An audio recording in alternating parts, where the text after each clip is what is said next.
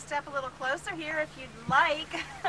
I hope everybody can see and hear. I'll try to project my voice as much as possible. We are standing here in front of the Sanitary Commission's Diet Kitchen.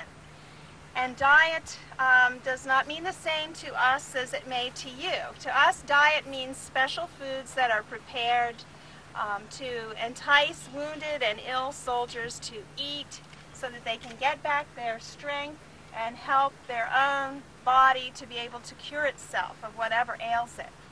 And the Sanitary Commission was an organization that was entirely funded and run by civilians, although it had the cooperation of the Army and worked alongside of Army surgeons and traveled along with the Army trains from one battle site to another, and was also in place in the permanent and winter military camps. It was a separate entity entirely from the Army. And when I say the Army, I mean the Union Army, because the Sanitary Commission was funded by donations from the people of the North. It was an organization that began early in the war due to a concern concerning the high death rate in the military camps. And several prominent ministers and doctors petitioned the Army to allow them to go in and inspect these camps for sanitation, hence the name Sanitary Commission. They were convinced that there was a reason that this disease was occurring, and they wanted to try to make some changes that would help to prevent those diseases.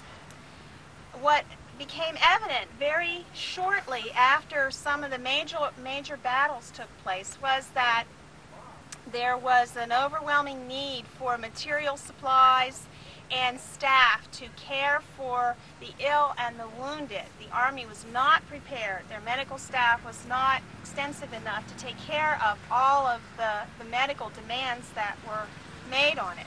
And so the Sanitary Commission found itself in the position of organizing, distributing, and staffing field hospitals. And in fact, members of the Sanitary Commission agents were here on July 1st, traveling under fire onto the battlefield, dropping supplies, where the Army surgeons indicated they wanted to have field hospitals set up. And then, after the fighting died down, the field hospitals were set up, and most of the work in the field hospitals was done by women who were volunteers. They lived sometimes for months in the camp because they wanted to do something to contribute to the well-being of the men who were making such a contribution to the war effort. The items that you see on the table here are all contained on the lists that we have, the records that the Sanitary Commission kept. There are books and books and books of records of the Sanitary Commission. If you've never heard of them before, believe me, this is available out there. And what they did was had the supplies stockpiled at Westminster, Maryland. They knew the battle was going to take place somewhere near here in this general area. And they got these supplies as far as they could, or as close as they could to Gettysburg by rail car. And then when the Confederates had blown the bridge up outside of town, they offloaded everything onto wagons and brought it over here until the bridge was repaired. They were well supplied and ready to care for the wounded here. It's pretty amazing when you see some of the things on the list. Fresh meats, very perishable foods. These were all kept from going bad by the use of refrigerated railroad carts. And when they say refrigerated, they meant it was on ice. 20,000 pounds of ice were distributed and used here by the Sanitary Commission. Ice making was a big industry in the northern part of the United States. And again, you have to realize, this is coming from the people of the North. The North is where all the industry is, where the rail and communication lines are, so there was plenty to be had, and all you had to do was get it to the right place at the right time. A lot of fresh vegetables were used to make soups and stews. Bread was baked right here in Gettysburg under contract. The Army had a contract with a baker here in Gettysburg. He didn't necessarily always get paid, but he kept the bread coming. A couple of other things that you see here in the way of little hand foods, things that are easy to eat. The idea is eat and you'll get better. So familiar foods, things that are easy to digest and to swallow, were widely used, although they may not be things that we think would be appropriate for someone who's sick or wounded. This is a common cracker. This is not the soldier's hardtack. This is what you'd find in the barrel in the general store. This little thing is called rusk, and it's a kind of dried, sweetened, hard bread similar to Melba toast. Here we have some other dried foods. This is dried apples, or as local people may call it, schnitz. That's the Pennsylvania Dutch term for it. And dried figs. Dried fruits are really popular. You could store them a long time, and then you could just add water to them and stew them, or you could put them in a pie, or you just eat them as they were. Again, something to give you energy. We find lemons listed. Of course, drinks like lemonade were very popular. And this item right here is something you may not be familiar with. We have something that comes from Southeast Asia that was very widely distributed and popular in the entire country at that time. It's called tamarind. It grows on a tree in this kind of pod-shaped form, and when it's shipped to the United States, the interior part there, it's compressed in a block like this. And when you get it, what you do is cut it into pieces and boil it in water to make a kind of syrup to get this juice called tamarind juice. And they made it by the buckets full here and distributed it at Gettysburg. The soldiers loved it. They thought it tasted like lemonade. It was very refreshing. It was also high in vitamin C, which they had no idea that it was that good for them, or that vitamins even existed. So it was doing them some good that way. A few other things that may not be familiar to you. Here we have pearl tapioca.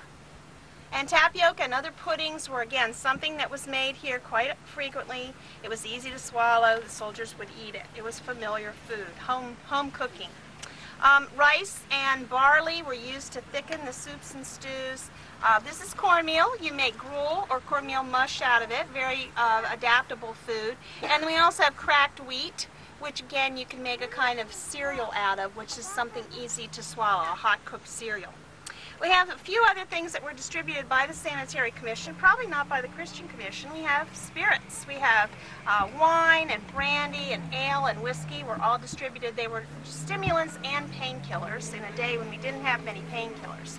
And here's something that most people don't recognize. This is a soldier's ration of coffee, green, unroasted coffee. And so if you wanted a cup of coffee, first you had to roast the coffee in the skillet over the fire, and then to get it into smaller chunks, you probably have to break it up with a rifle butt. You throw it in the pot with some water and you boil it, and eventually, I don't know how much longer it would take, how much later it would be, you'd get a cup of coffee. But if you came to the Sanitary Commission, you could always get a cup of coffee.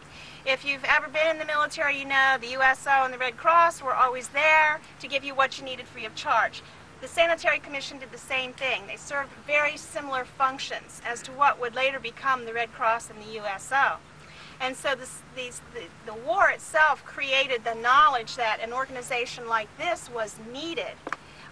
Years after the Civil War, when Clara Barton brought the idea of an American Red Cross over here from Europe, then that's why it was so readily accepted. A few other things you could get from the Sanitary Commission that weren't food-related were things like the lye soap. You could wash up, get clean clothes, get resupplied with that. There were a lot of bad smells here at Gettysburg, as you can imagine, with all the dead, the dying, humans, not to mention all the animals that were here, and the burning of those carcasses. It was really a very bad place in terms of the smells around. Lavender water, cologne, bay rum were widely distributed. You sprinkle some of that on a hanky. I don't know where it got to. There it is. And you kind of mask out the smells, or if you aren't up to taking a bath, you've got one in the bottle there. This little thing is called a housewife. It's a sewing kit. If you needed to write a letter home, you could get ink, stamps, paper, pens, or someone would write the letter for you. So this organization was here for the benefit of the Union soldiers, but in the field hospitals, Confederates were nursed right alongside with the Union soldiers. They were cared for in the hope that should the Union men be in a Confederate hospital, that they would be cared for in a similar way. So it was an organization that was meant to help all soldiers, but in particular the Union soldiers. And many of the donations were from little groups of women in particular who formed what were called relief societies or sewing circles, and they made clothing or they cooked foods and just sent them off to the Sanitary Commission where they were distributed where they were needed. And a lot of times the stories that you read say about the little notes that were attached to a pair of socks or a quilt that was made, hoping that it would reach some certain person. But in general, as the war progressed, they were handed out wherever they were needed. And the Sanitary Commission disbanded immediately after the war, and so there was no organization like this again until the Red Cross in years later. And if anyone has any questions, I'll be happy to try to answer them, or you're welcome to come over and look at the items a little bit more closely on the table. Thank you, ladies.